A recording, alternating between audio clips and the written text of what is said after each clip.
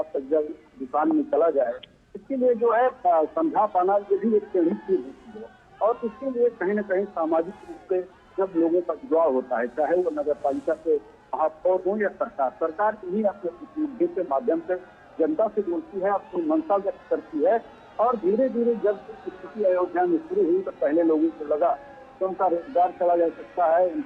उनके आर्थिक जीवन में कमी आ सकती है।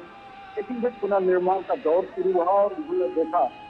सात सज्जा से युक्त अयोध्या में धर्मार्थियों का भी संख्या बढ़ी है, उनका जो है बिक्री बढ़ी है, उनका उत्पादन बढ़ा है, तो निश्चित रूप से जो है उन्हें संतोष प्राप्त हो रहा है। और आज तमाम सारे जो आधारभूत संरचनाएं सरकार यहाँ पर चला रही है, लोग उसमें सहभागी होकर के उसके निर्माण में अपनी सहायता प्रदान कर रहे हैं। जी अजय, बिल्कुल सही कहा आपने। और ये जो तस्वीरें हम दिखाने का प्रयास कर रहे हैं अपने दर्शकों को, स्पष्ट तौर पर आज पदार्पण हुआ प्रधानमंत्री नरेंद्र मोदी का अयोध्या की धरती पर, और नए साल का तोहफा, इंतज़ार, प्रतीक्षा जनता जनार्दन की कि क्या कुछ नई घोषणाएं, नई सौगातें आज अयोध्या को मिल सकती हैं। 11,000 करोड़ से ज़्यादा के परियोजनाओं का शिलान्यास और लोकार्पण किया जाना है आज। अंतर्राष्ट्रीय एयरपोर्ट जो कि पहली बार अयोध्या में बन करके तैयार हुआ, और उत्तर प्रदेश का देखिए 6 से ज़्यादा इंटरनेशनल एयरपोर्ट्स,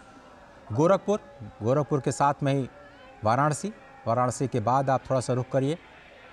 तो अयोध्या के बाद लखनऊ के बाद एशिया का सबसे बड़ा एयरपोर्ट जेवर में बन करके तैयार होगा। तो आप समझिए कि उत्तर प्रदेश की जो अर्थव्यवस्था है उसको किस तरह से गति देने की कोशिश की जा रही है। और प्रधानमंत्री इस बात को समझते हैं कि जिस तरह से उन्होंने गुजरात में विकास का कार्य किया और विकास के कार्यों को आगे बढ़ाया, और उसका देश की जीडीपी में किस तरह से 11-12% के ग्रोथ के साथ एक ज़बरदस्त योगदान देखा गया, जबकि वहाँ की आबादी सिर्फ 6 करोड़ के आसपास है। अगर उसके 5 गुने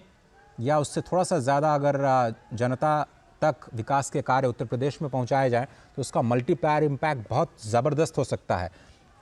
और अर्थव्यवस्था में मल्टीप्लायर इम्पैक्ट को बहुत ही अच्छे तरीके से इस्तेमाल किया जाता है कि आप आधारभूत संरचना का विकास कीजिए, तो जितना आप इन्वेस्टमेंट करते हैं, 1 रुपया लगाते हैं तो 1.5 रुपया वहाँ की